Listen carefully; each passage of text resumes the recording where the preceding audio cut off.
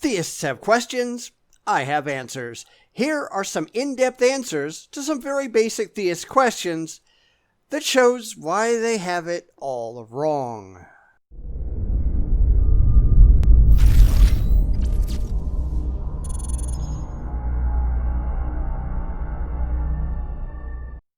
I came across an article on the Daily Cause, which, granted, is a terrible website, but hey, you can sometimes find a diamond in the rough, even when it's buried under 10 feet of pig slop. So the writer tries to answer these questions as well, but I honestly couldn't be bothered to even read his responses. I'm just giving my own to a number of very common religious questions that atheists have answers to, yet the religious just don't pay any attention.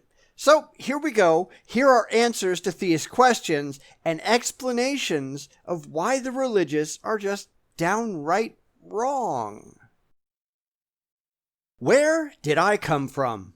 Well, when a mommy and a daddy love each other very, very much. I mean, this is basic biology here, and it isn't like he intended this to be about all of humanity, because he asked that question next. So I'm assuming this guy isn't just ignorant. I'm really not sure where this particular question is going because it's so blatantly obvious what the answer is. But whatever, let's continue. So we get to the second half of that question, and the answer, again, isn't all that difficult to come up with. We're not 100% positive exactly how life arose, but we've got some really good ideas. And none of these ideas require an imaginary man in the sky to poof things into existence. But even if we didn't have any of those ideas, even if it looked, based on everything that we knew about the universe, that it was utterly impossible for life to have arisen naturally, that still isn't a reason to posit the existence of a god. The answer at that point is, I don't know, and we keep looking. It is never rational to make something up because you're uncomfortable not knowing.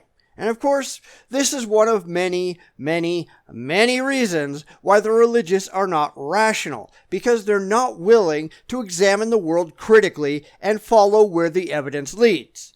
No, they want to get to a specific destination, whether there's any reason to think that it's real or not. If the evidence doesn't lead anywhere, you don't go anywhere. You keep looking. But that's not how religion works, is it? Why is he here? Well, this is another very common question from the religious, but one that has a very easy answer depending on your perspective. Now, from a biological standpoint, you are here to breed and pass on your genes to the next generation. But they are often not talking about biology. They want some kind of a plan laid out in stone that they can follow without having to think about it, because apparently thinking is hard. And that's not supposed to be an insult, because it's the exact answer that I've gotten from lots of theists when I tell them that they have to come up with their own purpose. They have to determine what they want to do and how they want to achieve their goals. They don't want to think about it because it's hard. They want everything spelled out to them in black and white. And that's kind of a sad way to live your life if you think about it. Determining your own path is a huge part of being an adult. But let's be honest, the religious are largely terrified of being adults. They believe childishly. They want to be protected from the world by an imaginary man in the sky, so it's no surprise that coming to grips with their own responsibility over their own lives would be a terrifying prospect. But it's still a necessary one. Far too many people who can't come up with their own goals never actually achieve anything. And if that's not the saddest thing you've ever heard, I don't know what is. How can I know right from wrong? Again, very common question that should be perfectly obvious to anyone who opens their eyes to the world around them. But as we all know, the religious simply do not want to do that. They want to live outside of the world, not in it. It's the whole not of this world nonsense that you see plastered on people's bumpers. And so if you refuse to take part in reality, how can anyone be surprised when you have no credible grip on it? There's a reason religion is a delusion. But if you want an answer, here you go. You and your society collectively determine what is right and what is wrong, at least within the boundaries of your sphere of social influence. In other words, you have to think about it. We just come right back to the same problem that these people don't want to think. They want to feel. They want everything handed to them on a silver platter because it's easier than exercising their intellect and coming up with their own rational answers. And all you have to do is look at the way the world works to see this clearly. Every culture has its own rules. Every society has its own ideas of what's right and what's wrong. Some are very common. After all, the needs of humanity are the same no matter where you go. But some are very, very different once you get outside of base survival. The idea that there's some objective, universal rules that everyone is bound by no matter what, that's absolutely absurd. It is totally rationally indefensible. But as I keep saying and have to keep saying, coming to grips with the real world as it is, not as you desperately wish it was, that's the mark of maturity, something that clearly terrifies far too many people. Where am I going? Well, I don't know. Albuquerque? It seems like there are a lot of really pointless questions thrown in before the theist actually gets to anything meaningful, so I'm going to kind of make fun of those. But let's go on. What happens when I die? Well, the best we can tell is that your brain shuts off. Everything that was ever identifiable as you disappears, and you become a hunk of meat, and then you start to decompose. And I know that upsets a lot of people, but too bad. Maturity, remember? And he goes on to say that his question for truth is, how does he know any of this is true?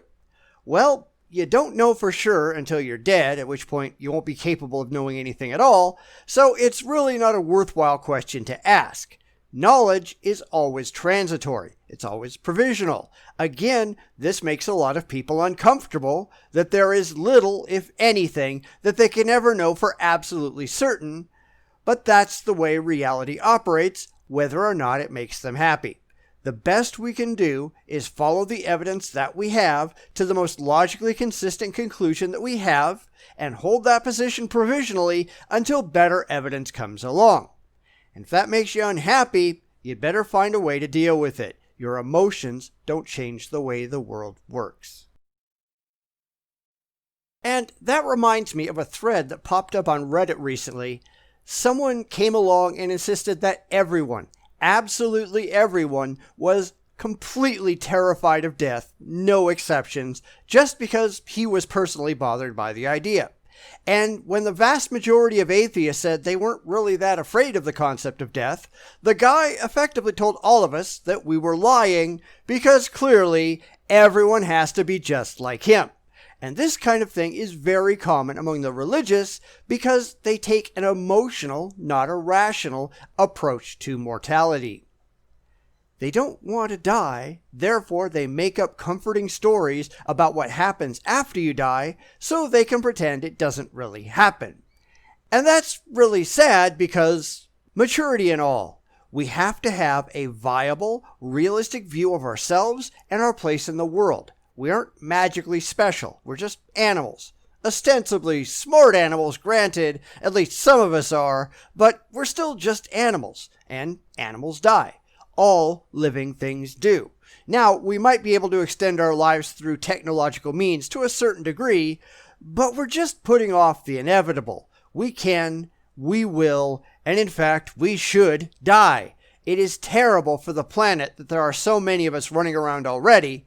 Can you imagine what would happen if we just kept on breeding and we didn't get recycled? We'd be choked in a sea of humanity more so than we already are. That would be utterly insane. Therefore, we have to stop living. We have to move on and let our children have our spot. And when our children have children, they'll have to stop living so their children have space. Being selfish, never wanting to go, that's just childish when you think about it. I might not want to die today, but when the time comes, I'm not afraid of reality. I have to live in the real world whether I like it or not. I might not like getting older, but that's the world that we inhabit, so guess what? I do. Welcome to reality. I don't have to make up emotionally comforting lies because I can't handle the facts. I can and I do. The facts don't have to make me happy. They are simply true, and there's nothing I can do about it, so why fight it? Why lie to myself about it? Why not just embrace the time that I have, make the best life that I can with whatever purpose I decide to have, and then, when my time is done, go peacefully into the night knowing that I accomplished what I set out to accomplish, and at least I enjoyed my stay. And then it's up to those who come after me to continue living in my stead. There's nothing scary about that. There's no need for a farcical afterlife. You're born, you live, you die, you become worm food, and the planet keeps spinning after you're gone. At least until our sun goes red giant and incinerates the planet, and then all bets are off.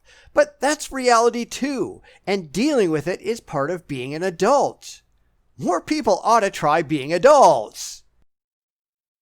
Now, I know these are all very common questions that we talk about a lot, but I will never understand how the religious cannot comprehend these very simple concepts, especially after they've had them explained time and time again.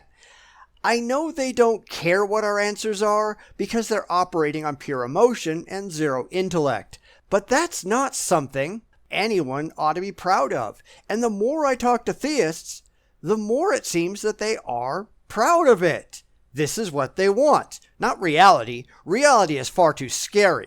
They want an imaginary world where everything is perfect and everyone has a pony. But that's not how things actually work. It just isn't. And by insisting on things that can't be validated intellectually, they're wasting the only life that we can show that we actually have, planning for a life that we have absolutely no evidence of, just because they'd really like it to exist. And if that's not the saddest thing you've ever heard, I honestly don't know what is. Refusing to live a real life because you'd prefer a fantasy life makes no sense at all. But religion makes no sense, so I'm sure that's not at all surprising. I don't want to criticize this person for asking these questions, but it seems like they, like all theists, are approaching reality from entirely the wrong perspective. We are part of reality. We have to fit into it and deal with it and accept it. They want to pretend like we stand apart from reality, that we can mold it and shape it, and when all else fails, just pretend that something else is true than what demonstrably is, because our feelings are all that really matter in the end. But that's not the case. It doesn't matter how strongly you believe or how much faith you have. All that matters is the reality that you live in, and that reality doesn't support your beliefs. The facts don't care about your feelings. Your feelings mean nothing to anyone but you, and you need to come to grips with the truth, and the truth, while it won't set you free, at least it's true. And we could use some more truth in the world, couldn't we?